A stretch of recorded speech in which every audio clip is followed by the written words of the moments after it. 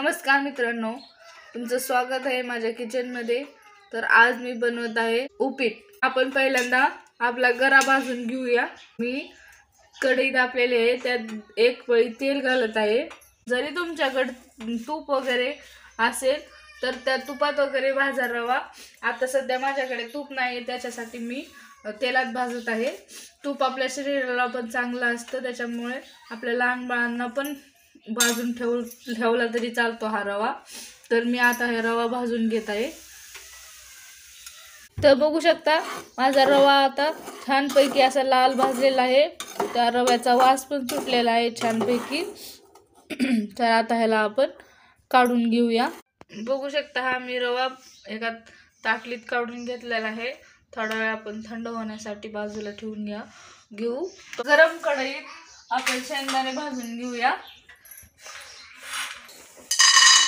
साल जोपर्यंत निघत नाही तोपर्यंत असं आपल्याला भाजून घ्यायचे आहे। तर बघू शकता आपले शेंगदाणे पण चांगले भाजलेले आहेत। आपण याला काढून घेऊया। आता आपली कढई गरमच आहे, आपण त्यात 2 पळी तेल टाकून घेऊया।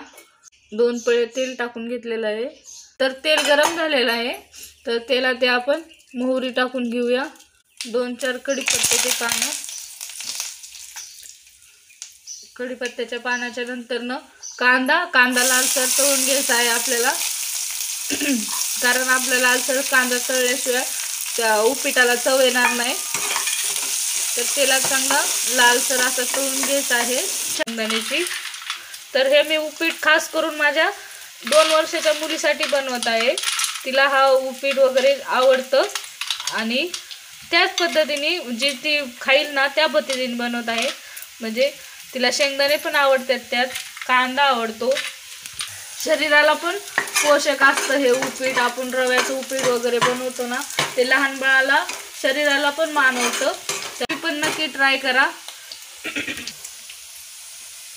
तर बघू शकता आपला कांदा लालसर तळलेला आहे।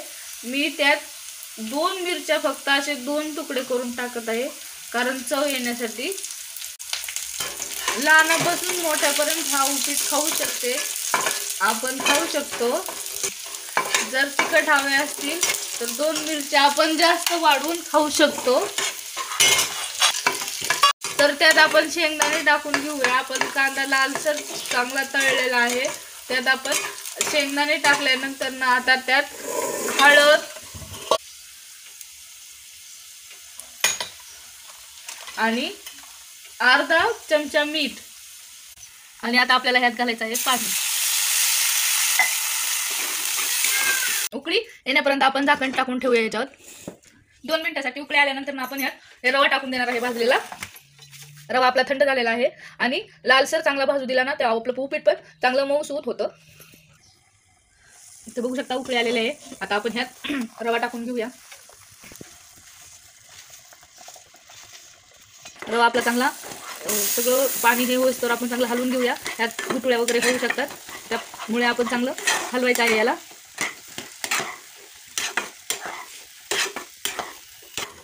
तर बघू शकता यातलं आपलं सगळं पाणी आटलेलं आहे। आपण चांगलं ह्याला 2 मिनिटं चांगलं शेकून घेऊया।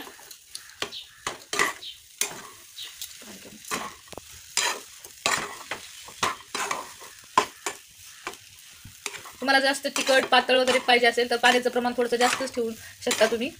आता आमची मुलगी थोडंसं पातळ वगैरे खाण्याला खात असते, त्याच्यामुळे मी असा सुटसुटीतच बनवत आहे।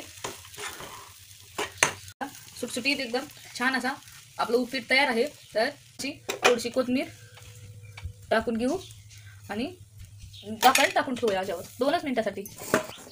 तर बघू शकता 2 मिनिटांनी आपण झाकण काढून घेतलेलं आहे। आता चांगलं ह्याला खालीवर करून घेऊया। कुठेही गुटळ्या वगैरे झालेल्या नाहीत, चांगला वास पण चांगला सुटलेला आहे घमघमी। तर तुम्ही पण हा रेसिपी माझी नक्की ट्राय करू शकता आणि खास करून आपल्या लहान वर्षीय 2, 3, 4 वर्षापर्यंतच्या मुलांना हे रेसिपी खूप आवडेल। आपण नाश्त्याला वगैरे सकाळच्या करू शकता। आपण सकाळी उठलो की नाश्त्याला काय करायचं पण ठरवतो, त्यामुळे हे बघा माझ्या मुलीने मला प्लेट पण आणून दिलेला आहे। ती म्हणते दे ना ग दे ना ग, तर अगोदर तिला मी देते। जर तुम्हाला ही रेसिपी आवडली असेल तर माझ्या चॅनलला नक्की सबस्क्राईब करा, शेअर करा, लाईक करा, कमेंट करा। धन्यवाद।